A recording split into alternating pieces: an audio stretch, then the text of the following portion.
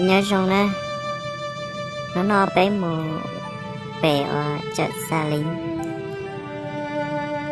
ta chơi là nó đi rong có hay bé mù đi nó cho bé đi rau này cũng bỏ hoặc cái này y là đau rau lại kia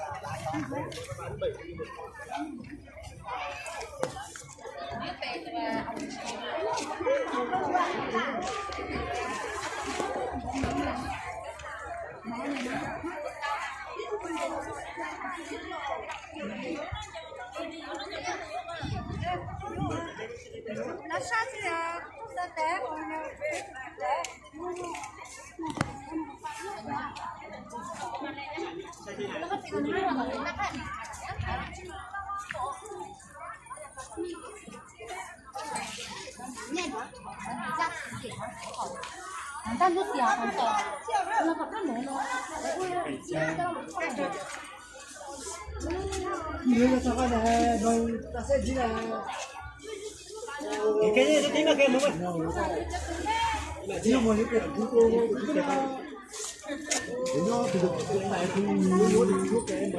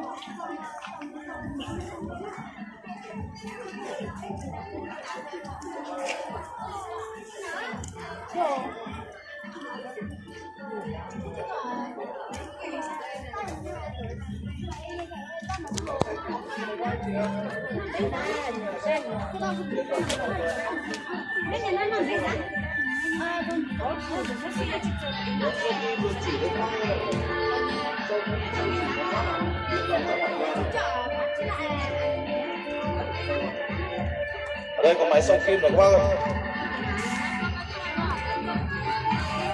Có xoay phim được không ạ? Điện thoại ạ. Có máy xoay phim đó.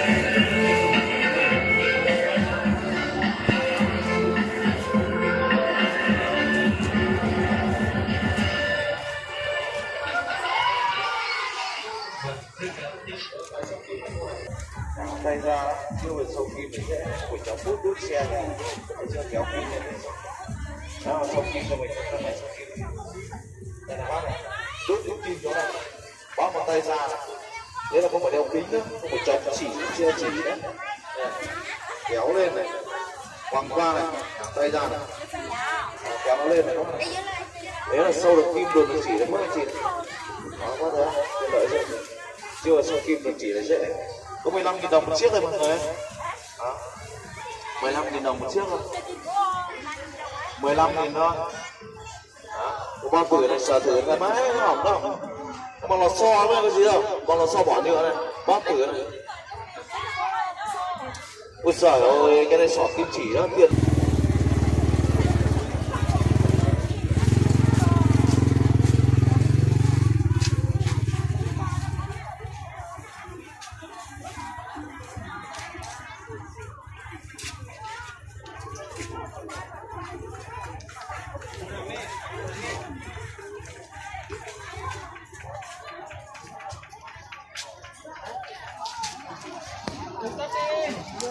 Rồi 200 cơ.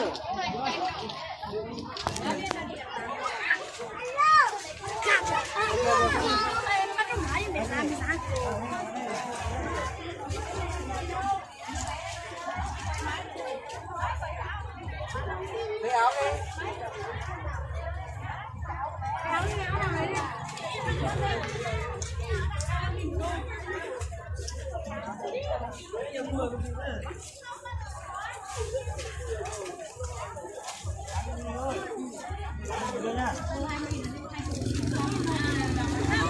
Này nó đi tới đây rồi.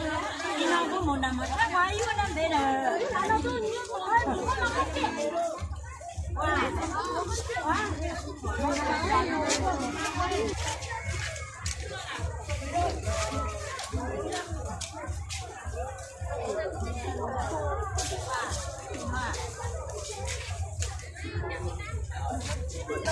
Ma của im.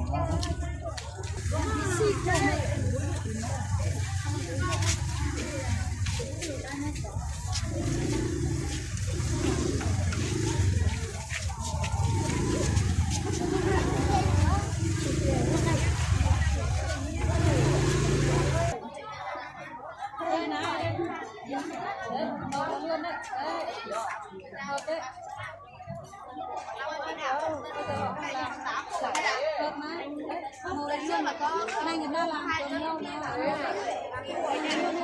không còn cái nào hợp đâu. Cái nào có luôn. Bây giờ Tết rồi người ta không làm nữa. Đây là gì cha đó.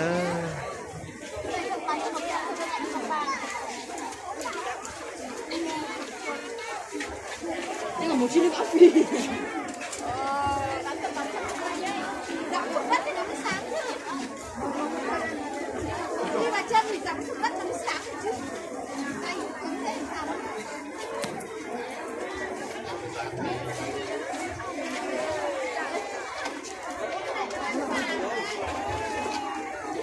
Bán bánh cho gọn vào cái bánh xe vào đi, nối đi để hết từ sáng đến giờ đấy. Người khách ta đi vào chứ. Xe cồng kềnh như thế sao để nướng nối đi như thế? Người đã to xe cồng kềnh để giữ thế mà cứ để như thế. Quay ra thì tiếng đồng hồ, mấy tiếng đồng hồ nữa sao là mấy tiếng? Lần sau thì cứ không cho đường đi lại mà xe cứ đi được trà đến cái này. Người ta muốn nói là để xe như thế. Tôi rất là ta. Thua ba tua. Dạ. Anh Vinh hả? Hả? Tôi đang kín hả? Tôi tụi ý hả? Ba mươi tôi tụi ý hả nè?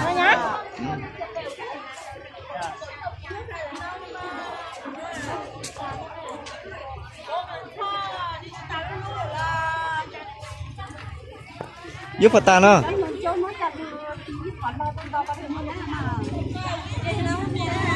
Gì á?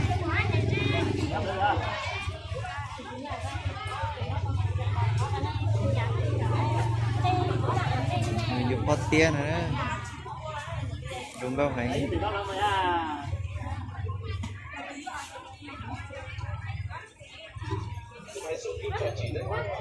Đây gọi là đi, nó phải tạo ở dưới của nó cho.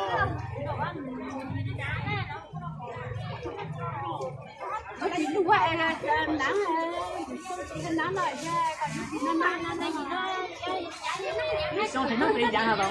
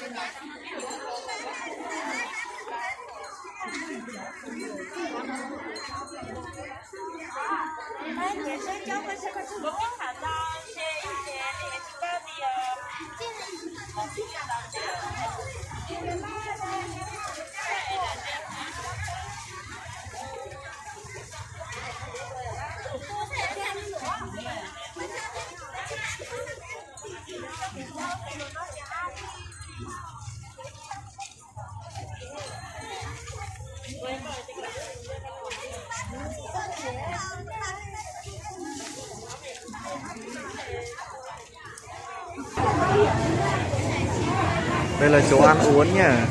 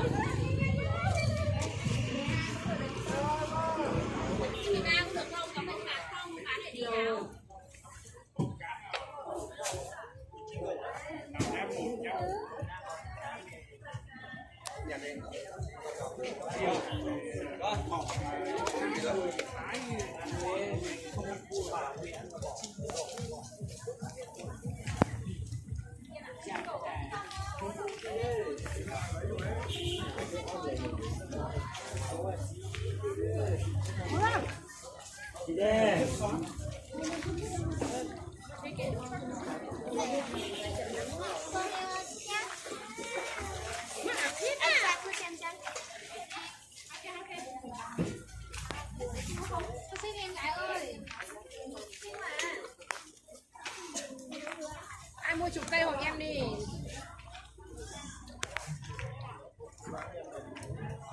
Cái này vẫn to à?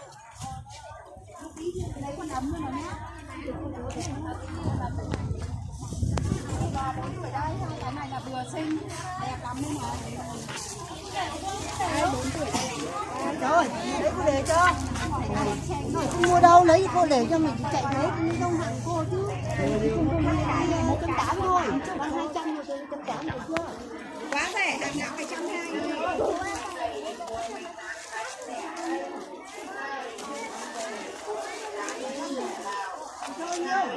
Đây là cho nó một cái quần ấm với một cái quần này, hai cái này là 180 thôi cho cháu nhé. Hai cái này là 180.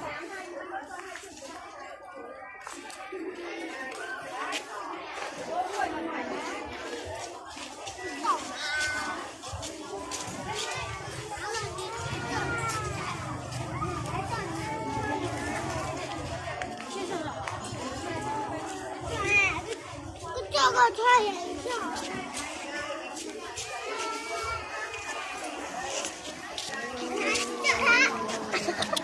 那都有这个。